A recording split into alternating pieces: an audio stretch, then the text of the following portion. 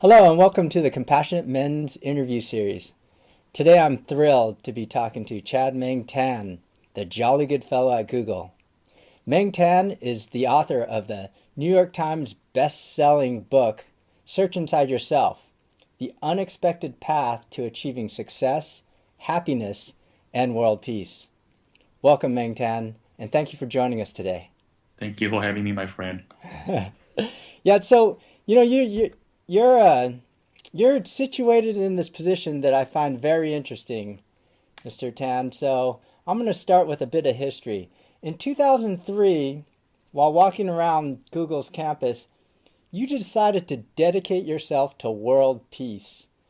I'm sure there were a lot of other engineers walking around Silicon Valley in 2003 who weren't really concerned about, or weren't thinking about world peace. Why do you think you focus so much of your energies and attention on world peace? Mm. I like to say it's just world peace, that's all. But first, so I tell the story a lot, right? But what I don't tell a lot because people don't ask is what was what came just before that moment, Mm, right? What was in my mind, and the thought that was in my mind was that when I was young, I was deeply unhappy. mm, And I find that there's such a thing called baseline happiness, where if nothing good or bad happens, your happiness returns to a certain baseline, yeah. and it's supposed to be genetic and so on. And I found my baseline happiness to be fairly far along the unhappiness end. So if nothing happens, I'm just deeply unhappy. Oh, wow. And then I discovered during the walk in 2003 that I have reversed it. That I'm now in a situation, or back then I was in a situation where if nothing happens, I was deeply happy. Something shifted. Like Wow. so the baseline happiness has shifted from almost one extreme to almost the other extreme of the spectrum. And what shifted was my meditation practice. Wow. And then I realized that if I can do this, if I can move my happiness meter, anybody can do this. And if everybody does this, they will have inner peace, inner happiness, and compassion. And the effect of that will be world peace. Wow. So that's when I said, okay, this is it. I can do this. This is when the rest of my life is going. I love that. I love that recipe, I guess, for world peace because it's inside of us, right? I mean, your book's called Search Inside of Us, but it's it's inside of us to make that change, to be able to make that change and make us more compassionate, make us happier, and make us have inner peace. Correct. And there's a linear order. So I think what will trigger world peace is global compassion. However, compassion is not sustainable unless it's based on inner joy. And inner joy is not sustainable unless it's based on inner peace. So there is a linear progression, and all three are trainable. Yeah. So the meditation practice gave you that inner peace, which hired your happiness Hmm. quotient, right? And then Yes, led to you wanting to see world peace. yes, yes. And also, but each of those are also individually trainable. Wow, that's great. That's great. Um, and I just mentioned real quick, that's the kind of training you offer in your Search Inside Yourself leadership institute programs, right? Yes, correct. Yes, we call it the SIY Leadership Institute silly. Yeah, it's not SIY. silly, but yeah. No, SIYLY is pronounced as silly. That's the interesting about you, Ming, is that you have very serious goals, right? You have a very high position in one of the biggest companies of the world. You're author of this best-selling book, but you're so jovial, right? Like even in your book, you have these you're talking about you know um, leadership, and you have these little cartoons and stuff, that just kind of make you laugh. And but then you get down to the serious stuff of mindfulness and emotional intelligence, and then another little cartoon, and you're this interesting mixture. Yeah, yeah. When I wrote a book, I decided to write a book that people want to read for fun primarily. And oh, by the way, it's going to change their lives rather than the other way around. Yeah, yeah. That's great. That's great. Um, I have a kind of a related question, and you mentioned that at the time you were thinking right before in 2003, right before you decided to pursue world peace, you had the thoughts before that, and I wanted to go back a little further. Mhm. And did you have any compassionate role models growing up, or where did your ideas of compassion come from? I have one. Uh, it was uh, it was Gandhi, Mahatma Gandhi. I was a teenager. I think it was 12 or 13 when the movie came out on Gandhi's life, and I saw the movie, and I was like, when I grow up, I want to be just like that guy. So it became my model, my role model. It changed my life. So I think 2 or 3 years back, I met Arun Gandhi, who is the grandson of uh, Mahatma Gandhi. I thanked him for his grandfather. Wow, that must have been a great experience.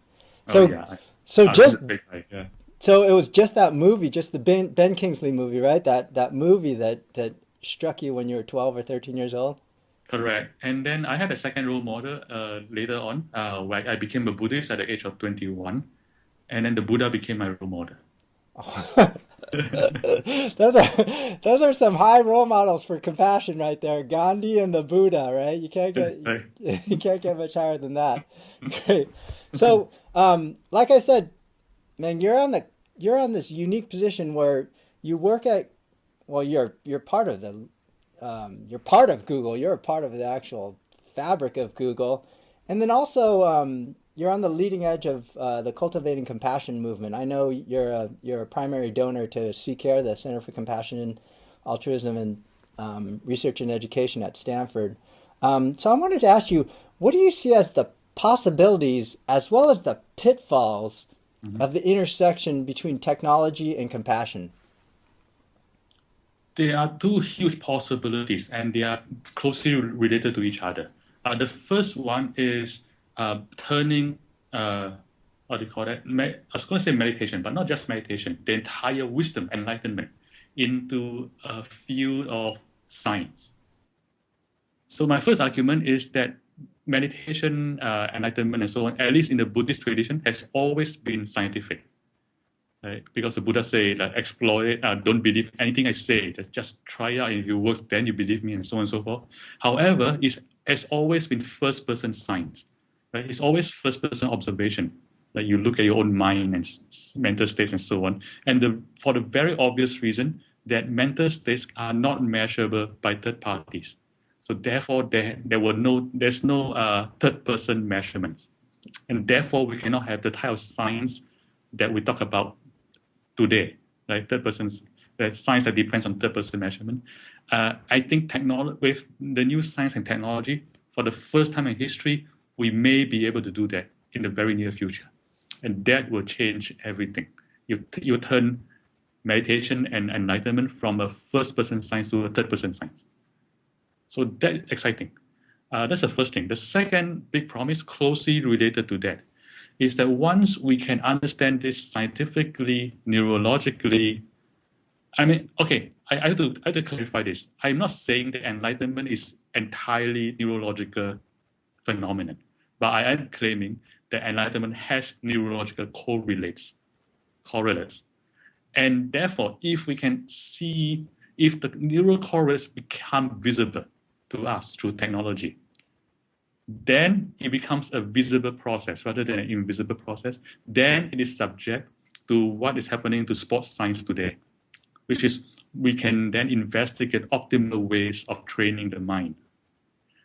Therefore, if we can do that, maybe we can make enlightenment or the process or the path to enlightenment more efficient, maybe 10x. Yeah. Right? I mean, the Dalai Lama, he wasn't always the Dalai Lama. He was when he was young, he was his 20s, he was shy, he was awkward, he wasn't comfortable around people, and so on and so forth. And today, he's an entirely different human being. Hmm. And it took him 40 years of meditation to become the Dalai Lama that we know today. What if we can 10x all training? Then it takes 4 years to become like the Dalai Lama today. That that is mind blowing, right? Yeah. That everybody can spend 4 years becoming optimal, becoming happy, compassionate, intelligent, calm, and so on and so forth. That will Wow. change the world. So that's the promise. That's exciting. Yeah, That's I exciting. wanted to mention in regards to that, like, I know you know Dr. Richie Davidson, right? And the work that he's doing with the Buddhist monks and fMRI brain scans is really Yes. exciting, right? Yes, yes, yeah, which is my brother. And so what's the pitfall? The pitfall is uncertainty. Uncertainty and everything that arises and that comes out of uncertainty. For example, one of those effects of uncertainty is hubris. Hmm. Right? People think, okay, you get 10% of knowledge, you think you know everything. Then Yeah. you act as and then you act in some destructive ways. Right? And then another one is for example, there may be training methods which work well but which have other side effects, right, which we are not aware of. So uncertainty and the lack of information is always a problem. So therefore, the way to proceed, I think, is to proceed with enthusiasm and courage, but also with humility, always knowing that we don't know everything. Wow. Yeah. Yeah, that's great advice. That's great advice. Especially, I know one of the things I struggle with, and that's very important in Zen practice is beginner's mind, right? I was trying to maintain that beginner's mind, and it's hard to maintain beginner's mind when you have Google. You know what I mean? Because you can just Google everything and you know everything, right? So, yeah, I think that humility is important. Hmm. Great Yes. advice. So, I wanted to ask you about your personal practices. I know you expanded your meditation practice to include the three pillars of Buddhism, the Brahma Vihara, the Vipassana, Hmm. the Samadhi. Hmm. Can you explain these practices and how you incorporate them into your daily practice? Hmm. Okay, so the first practice is shamatha, leading to samadhi. The word shamatha means calm abiding. So Mm, in other words, abiding as in being in a place. So being in a place of calmness mentally. And calm abiding leads eventually to samadhi. And the word samadhi means literally means to collect. So mm, it's what Saint Benedict called the collected mind, which mm, is the direct opposite of the scattered mind. So in the collected mind, the mind of samadhi, we have perfect calmness, perfect clarity, and perfect concentration. So that's the first leg of my practice, building, creating, or training a mind towards increasing calmness and uh, what do you call that? Concentration. So that's one. And the second leg is clarity or vipassana, insight. So the word vipassana means insight, and this practice is using the previous mind we talked about, using the calm, clear, concentrated mind, reflecting on the processes of life. Specifically, three things for me: the process of emotion, the process of cognition, and the process of self. mm, Seeing self not as an object but as a process. So, and through that, understanding phenomenon, and through that, breaking through phenomenon, breaking through attachment, and gaining some degree of enlightenment. mm, That's a second pair. And if you look at traditional Buddhist literature from the Theravada, the Pali literature, which is the oldest literature, mm. these two are intertwined, and they are always mentioned in the training. The third leg is also mentioned in the training in the traditional Buddhism, but it's assumed to be implicitly assumed to be one of the is if you develop the first two, these three, that will happen. Yeah. However, in Mahayana Buddhism, which was evolved later, I think one of their main contributions was taking out this aspect and making it a primary emphasis, especially compassion. I thought that Mm, was a huge contribution. But mm, anyway, the third leg is the Brahma Viharas, as you said. Brahma Vihara literally means the highest supreme abode, supreme place to be. And the supreme place to be are all qualities of heart. So they are loving kindness, compassion, altruistic joy, and equanimity. mm, Yeah. So these are the three legs. Shamatha or samadhi. How do you practice it? Very simple. Calming the mind through bringing attention to the process of breathing. mm. So and that's the beginning, of course, and it builds, but that's the basic way to practice it. In fact, if you have no other practice than that alone, mindfulness of breathing, it can bring you to the perfection of samadhi. So simplicity is not a problem. Right? So if you only have mindfulness of breath alone, that's good enough. Yeah. Brings you all the way to enlightenment. to the perfection samadhi. The second leg, insight. Insight is fairly easy to practice, which is just observing moment to moment experience, being in the present. If you also have the mind of samadhi, in addition to the vipassana, that will be it increase the sharpness at which you perceive processes. That will increase the bang for the buck. Yeah. Yeah. The third one, Brahma Vihara, is, as in my experience at least, it can only be practiced in relationship to other beings. I mean, you can do self-compassion, self-love, but also, in addition, it's important to do it to other people.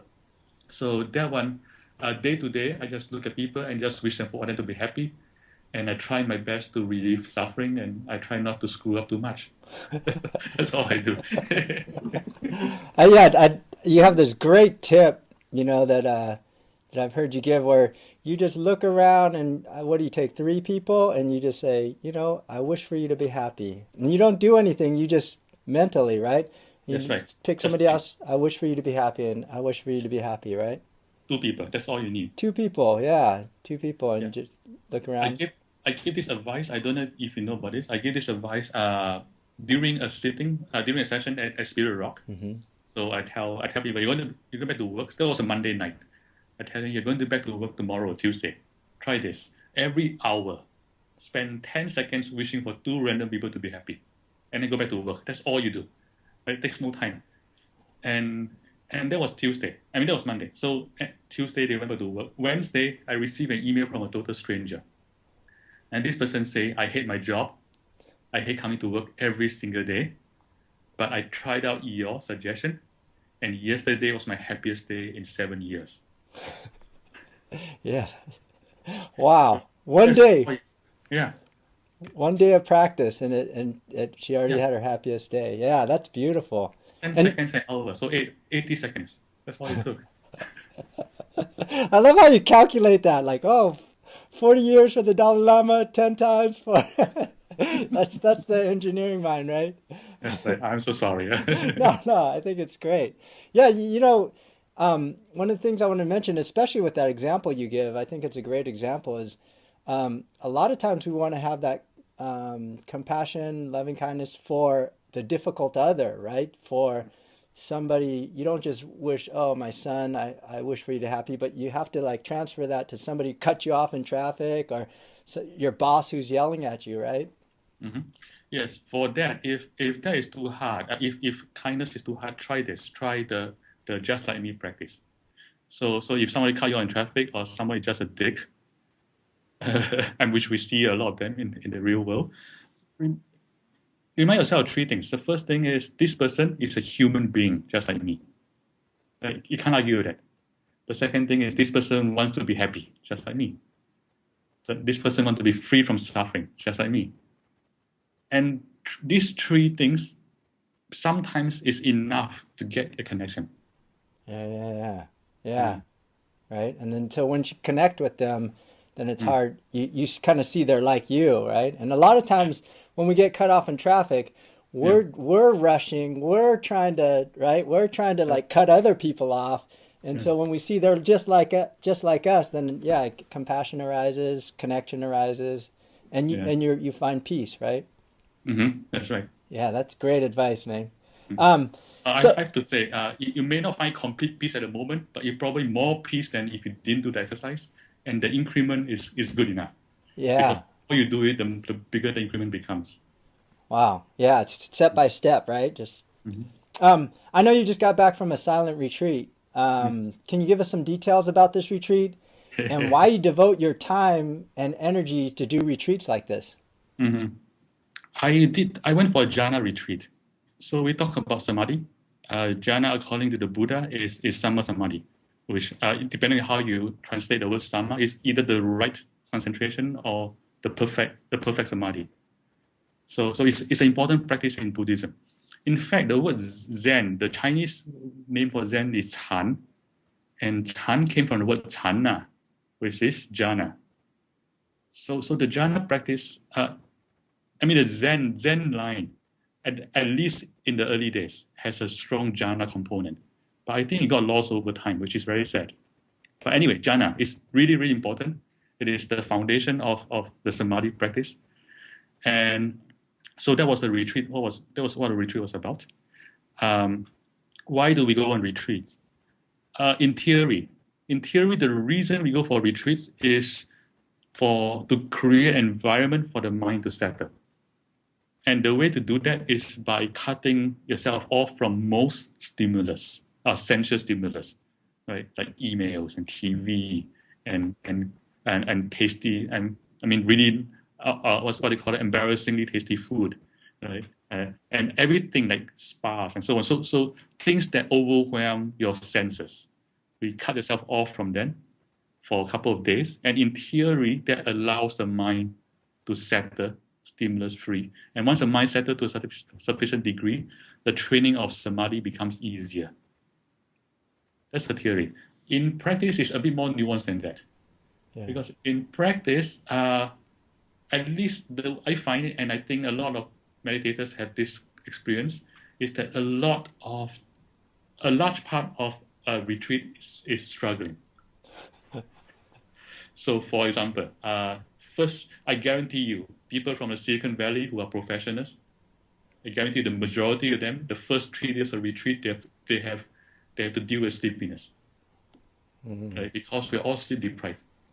So that's the first struggle for most of us professionals. You go to retreat, the first 3 days you can't stay awake, right? And then after you solve that problem, you have other issues, right? You have other forms of sensual issues. So instead of having too much pleasure, too much sensual bombardment, you have the reverse problem, which is mosquitoes, you have cold, right? You have sensual deprivation. So you the other side of the problem, and then you have restlessness, and so you spend a lot of time struggling.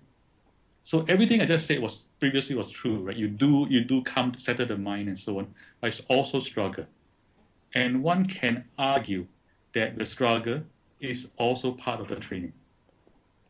You know, that segues perfectly into a question I wanted to ask you. And, you know, at the Thich Nhat Hanh event where I met you, Tai said that there's a deep connection between suffering and happiness. Quote, he said, quote, "The art of suffering goes together with the art of happiness," unquote. Similarly, another of my teachers, Adyashanti, warns to be careful of relieving others of suffering because it may prevent them from awakening. I know world peace is very important to you, Meng. Do you think that conflict, struggle, and suffering are necessary for a human to become fully realized? And if so, would world peace prevent this realization? I am not one bit concerned. I agree with what you say, Thich Nhat Hanh says. I do not agree with Adyashanti. And there's a difference between what is the way you quote them, which may or may not be what they're saying, but that's why I understand what you're saying. The key difference is I think that suffering is extremely useful, but I'm not convinced that suffering is necessary. That's the key difference. What does that mean? So the way I frame it, let's frame it from the other perspective. What if you have no suffering? Right? Then what's the barrier to enlightenment? So let's say we get somebody, we relieve all the suffering. Right? He's fed, he's taken care of, he's always warm, he has a great job, everybody loves him. So he's free from physical and mental and emotional suffering. What happens to the guy? I'm not concerned because he will always have at least one suffering, which is death. Yeah.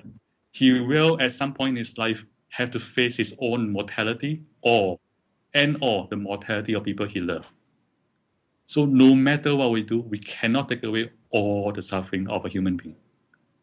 Therefore, don't worry about relieving people's suffering, because there'll always be some left. If that's what I care about, right? There's always some left. So that's the first thing. They're always suffering, so just relieve them anyway. Don't care about not having enough. There's another point, which is the original question: what is a barrier? So that person, what are his barriers to enlightenment? I can see two, and they are closely related. The first barrier is complacency. right? So it's like I'm feeling happy, I'm happy all the time, and then therefore the guy never thinks about striving towards enlightenment or working towards enlightenment. And uh, if you look at the original Buddhist scriptures, you find that that is a huge hindrance, not among humans, but among the gods. So in the Buddhist cosmology, the good people, when they die, sometimes they get reborn as gods. The difference is the gods it's not a permanent state. They are gods for some thousands of years, some millions of years, and then the karma get exhausted, and then they die again as gods, and then they get reborn someplace else, either as new gods or as human beings or as animals, and so on. So the Buddha said that among the God realm, the human realm, the animal realm, and the ghost realm, the most conducive place for enlightenment is the human realm. Why? Because there is just enough suffering. So there is enough suffering to motivate you to work towards enlightenment, but not enough to completely overwhelm you. Yeah, and the problem with being a god is that there is not enough suffering.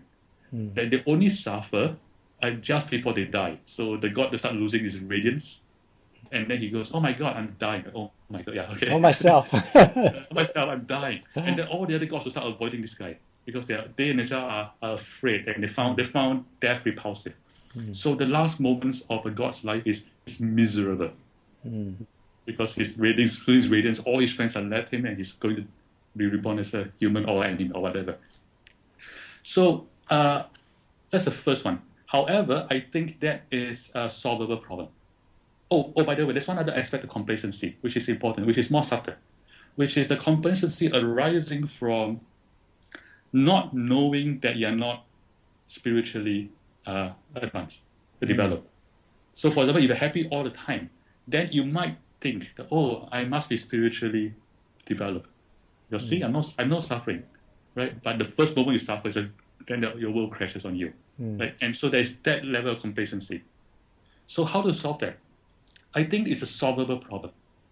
And all we have to do is to remind ourselves of this complacency. And I have an example which may or may not be a true example. Then this was a story of the Buddha. He spent, I think, according to legend, 3 weeks lecturing to the gods. So according to the legend, countless number of gods attended his lecture, and which being a god is an advantage because you don't have to be physically there, right? So countless number attended his lecture, and after his lecture, countless number of them gained enlightenment. And the reason is because the Buddha delivered a lecture on karma. Specifically, he reminded these gods, so you're all gods, right? You're all going to die someday. That was the gist of his lecture. And most of the gods were shocked into like, oh, myself. And then they practiced. And then because they're gods, they didn't have physical bodies and so on. It was easier to get into enlightenment. So complacency is a solvable problem. Therefore, suffering is not a necessary condition. That's one. There's another hindrance, which is the lack of suffering hinders the development of compassion. For the obvious reason, like if you suffer yourself, then you're more likely to be compassionate to other people. Yeah. Right? And you understand people suffering more. However, I also think that is a solvable problem. And the proof is very simple. The proof that you and I and people in the West, none of us have to experience abject poverty, hunger, war, and so on. And yet we know enough to care. Right? So we don't have to be subjected to those experiences in order to care about them. So and I think this is extendable. So to the whole human condition. It's a solvable problem. So therefore, both hindrances to enlightenment for somebody who doesn't suffer are both solvable. Therefore, suffering is not necessary. Yeah, I love that, Meng, because first of all, everything's a solvable problem for you. You're like, oh, world peace. Oh, it's solvable. This is how you do it. Oh, enlightenment, solvable. I love that. I love that. But, to add to that, I think you're repeating something that you said earlier, is that that humility is a big piece too, right? Like, Mhm. yeah, everything's solved, but keeping that humility, keeping that beginner's mind, and God's, Mm, one of the biggest problem of gods is hubris, right? Of I'm a yes. god. Yeah. So that humility plays back right back in. That's great Yes. advice. Can I tell you a story? Yeah. Because the story is it blew my mind because it's turns out the humility or the hubris can be very subtle, and very subtle hubris can be a barrier. Hmm. And this was a story. The main character is Anuradha, Anuradha, yeah, if I remember it correctly, or Anuruddha, and he was one of the Buddha's top students, and he was known as somebody who is very good at psychic powers, Hmm. especially something called the divine eye. So he's able to see what the gods see without using the physical flesh eye. And he's also a noted expert in mindfulness, the four foundation of mindfulness. However, there was a time where there was between he was barrier between him and full enlightenment, even attaining all the powers, perfection in samadhi, perfection in vipassana. There was a barrier. He couldn't get across. He didn't know why. So he asked Sariputta, and Sariputta was the Buddha's top disciple, and by then Sariputta was fully enlightened. So Anuradha asked Sariputta, he said, I don't get it. I've developed divine eye, I have perfection in mindfulness, I've done this, blah blah blah blah blah blah blah. And yet I cannot reach enlightenment. Why is that so?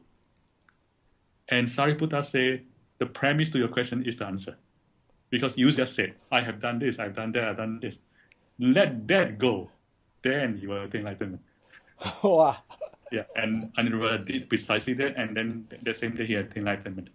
Ah, yeah, yeah. That's great advice, right? Because Yeah. we often think, well, I've contributed to these charities. I've done this. I sit in my meditation. I do this. I do this. Why am I not there yet? Right? That's great advice.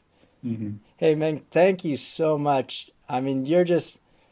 I mean, I really think that you're situated in this place where you have all this wisdom coming in, but you have this meditation practice, and you're you have your finger on the pulse of the world through Google, right? Yeah. Yeah. So I appreciate you sharing that with us. And I also appreciate all that you're doing for cultivating compassion, from your support to Sea Care to, your Search Inside Yourself Leadership Institute. I really think that that's a stepping stone to more compassionate workers, more world peace. So thank you so much for joining us today, and thank you for all that you do. Thank you for having me. All right, Ming, I wanted to ask you a question that's not related to well, it's kind of related to the interview, but it's not going to be part of the series. Um, Okay. so uh, I've interviewed, I got to ask Thich Nhat Hanh that question, and James Doty let me put that up onto the interview site. I have Dr. Rick Hansen, Buddha's Brain, Dr. Doty. I interviewed Dr. Ted Zeff, who wrote Highly Sensitive Boys. He writes about highly sensitive boys, and he writes about how to raise compassionate boys. Hmm. Um, I'm interviewing Richard Rohr. Do you know who Richard Rohr is? Richard Rohr is a really interesting. It's Father Richard Rohr. He comes from the contemplative Christian practice, so he's Hmm. basically a Christian meditator, Cool. um, and he's a Franciscan friar. So he's a really interesting. So I'm interviewing him in January, but I wanted to ask you. I know you're one of the most highly connected people in the world, right?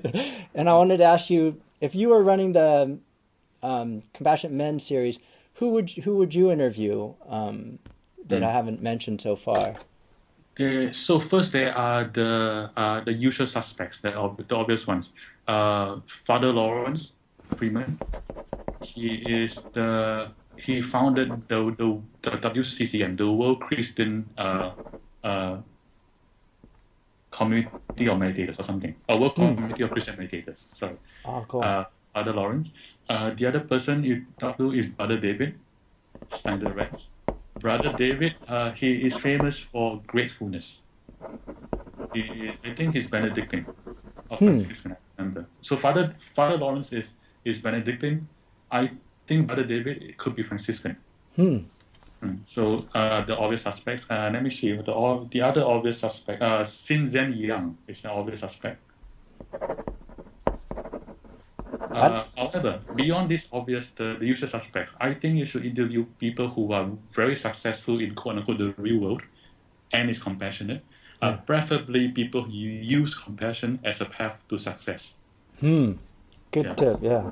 Yes. And one person I have in mind, and then like offhand, what's his name? Uh, he teaches the most popular class in Wharton, the Wharton Business School on negotiation.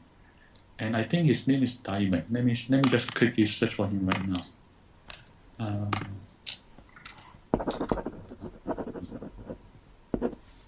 uh, so, yes. Um, okay, yes, Stuart Diamond. Stuart Diamond. Yes, he is the author of Getting More. Great. Yeah, those are names I haven't even heard.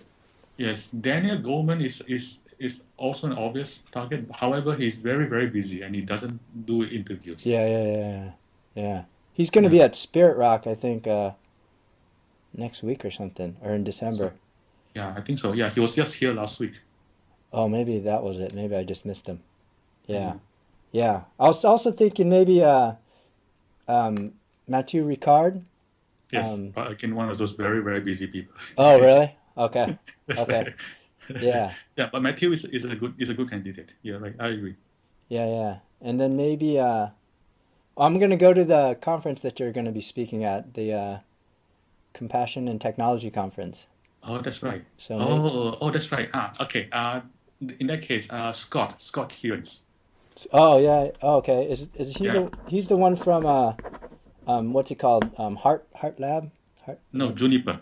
Juniper. He used Okay. to be a CEO of Juniper, the Oh, most okay. successful one they ever had. And his thing is authenticity, but it's closely related to compassion. Great. Yeah, and that's a wonderful human being in Yeah. person. Yeah. Okay. Oh, Arturo. Yeah. Arturo Bihar, I think the last Yeah, name. he's with Facebook, right? The Facebook guy. Yes, Yeah. yes. Okay. Yeah, I'll try to hook up with them at the I think at that conference, Mhm. Dr. Doty said that at lunch you guys are going to be sitting at tables and we can go around to the tables and chat with you guys. Yes, that's right. So And if you can find Gopi is a good person to talk to. okay. Yeah, Gopi. the Gopi. Great. Thank you so much, Mr. Tan. I really appreciate it. I mean, I appreciate all that you're doing, but I appreciate you taking the time out of your busy schedule to do this. And I'll see you on December 6th. I'll come say hi. Okay, thank you, Okay. my friend. Okay. You take care. Have a great day. You too. Bye. Bye.